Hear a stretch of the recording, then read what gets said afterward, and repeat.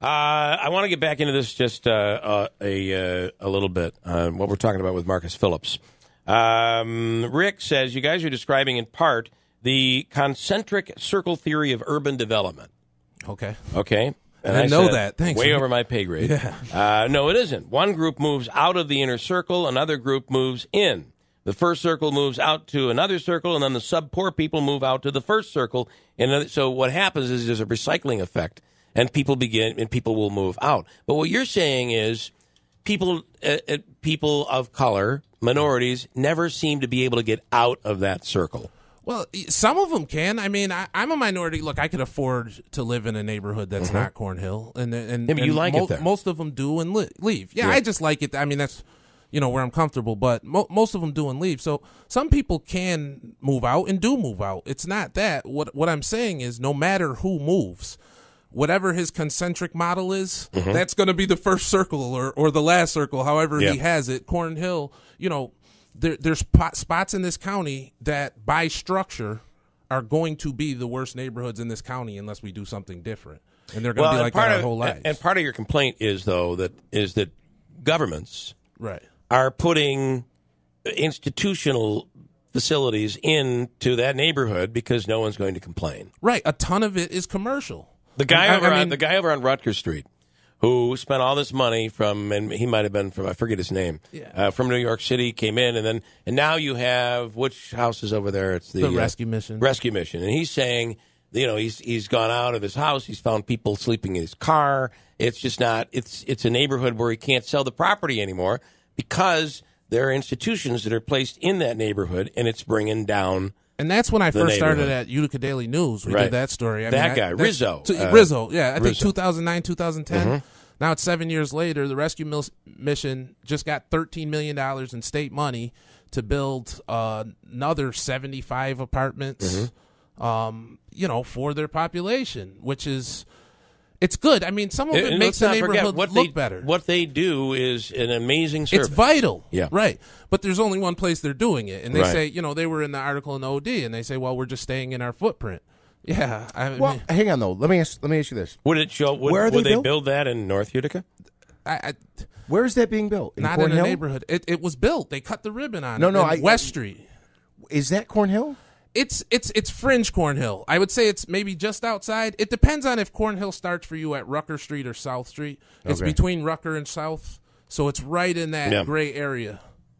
Yeah, I guess my reason for asking is because to me that was always kind of part of East Utica. Yeah. Again, so I grew up over there. So I don't see that as them throwing in Cornhill. I actually see, to me, this one is a little bit different in that Rescue Mission, however many years ago, found a building, bought a building, and then, as you said, they're still within their footprint. Right, but that's most of them. Look, I love Johnson Park. I used to work there, Yeah. Middle Cornhill, bunch of affordable housing units. I'm not taking away. I believed in a lot of these projects and a lot of these places, and I'm not saying the work they do isn't vital. Right. I'm just saying there's only a couple places, and East Utica may be one of them, but it's the part of East Utica that touches Cornhill. Yeah. There's only certain places that they're going to let that happen. I have some breaking news just in here. Justify has reportedly turned down an invite to the White House. He says if he wanted to see a horse's ass, he could have just come. He could have come in second. Nagel, that one. Can horses take a knee? I don't know if horses can take a knee. Sorry about that. You were. So one other question. I've heard, and I guess we're going to try to dip into this tomorrow.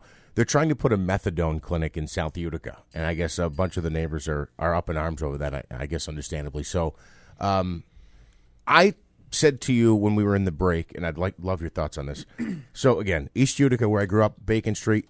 When I was a kid, I remember it being different. It was everybody owned their home, right? Right. And it's not so much the case, at least when I was a teenager. Some of the older folks had passed on. The house would go up for sale. Their children didn't necessarily live there, didn't want to live there. So that you have a lot of someone owns the home. It's not owner occupied. So I see in the block that I grew up in, there's a lot less caring for the home, the streets, the sidewalks, the lawn, the appearance when people don't own the home. A lot of them are out of town. A lot out of town landlords. Yeah. Yeah. So there's a whole bunch to unpack there. First of all, the methadone clinic in South Utica, it's the part of South Utica that borders Cornhill. It's Irving Place and stuff like that. I mean, that's where they come closer to.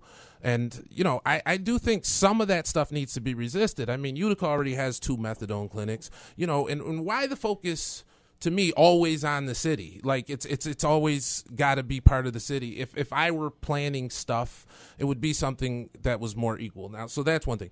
But as far as the home ownership and stuff, yeah, they try to incentivize home ownership. I mean, we have the home ownership center that does a great thing. Mm-hmm. It's part of what municipal housing did, buying all these affordable houses. They tried to make some of them properties where people own because they find that ownership would be better. Urban renewal for the city tries to prioritize people that are going to live there. Now, the problem is property values end up getting so low that for people to buy a house as something other than an investment property, if they have the kind of credit to get a house, it doesn't make a whole lot of sense unless it's a second income. So the property values aren't going to go up much, and the house isn't worth much. So people buy them from New York City, people that got $25,000 in cash, $40,000 in cash, and they're going to make their income off of it. Mm-hmm. Because to live there, you just know that it's not a great investment compared to other places. And frankly, the neighborhood, look, it makes logical sense not to want to live in those neighborhoods anymore. For certain reasons. Not for me, but for most people.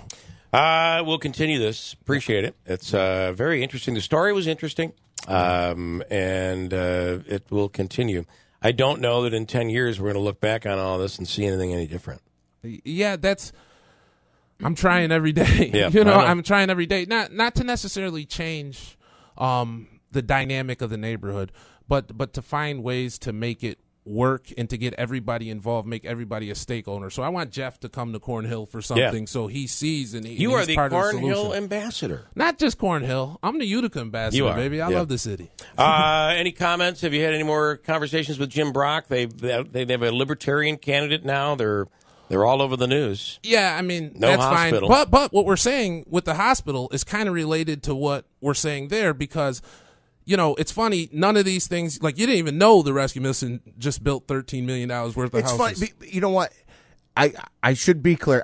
They were on the show a year before the announcement, and then they came on the week before the announcement. So I was fully aware of it. I didn't know where it was. Right, but there's no protest in state money going there, right? Right. No. But then you bring a hospital, which is going to bring everybody to the neighborhoods, right, to try to bring it up, make people stakeholders, like I say, to invest in it, something that might create jobs that doesn't include permanent residents that are poor, right? And all of a sudden, there's a bunch of people up in arms about it. Do you think the No Hospital Downtown movement is about? They don't want that element brought downtown? I don't think the whole movement is about that by any means, but I know that there's a portion of it that there are people that are afraid to come into the city. I mean, they say it. They always deny it. The leaders do, but there's a bunch of people that always say it's not safe there. I'm going to get mugged. Why would I have to travel there? And I know that's an element of it. To be continued, although Wayne wants to get the final say in here. Wayne, you got it. You're on. I lived in right in the heart of the gauntlet over there in Kemble and Elm, or Kemble and James. Yeah. And it was not that bad back when. I'm 51, but it wasn't that bad back when. And then it started turning around to where anybody, I don't care if they're black, white, Puerto Rican, they just didn't respect the area that they lived in, their own house, and everything started to go downhill where you couldn't ride a bike or walk around.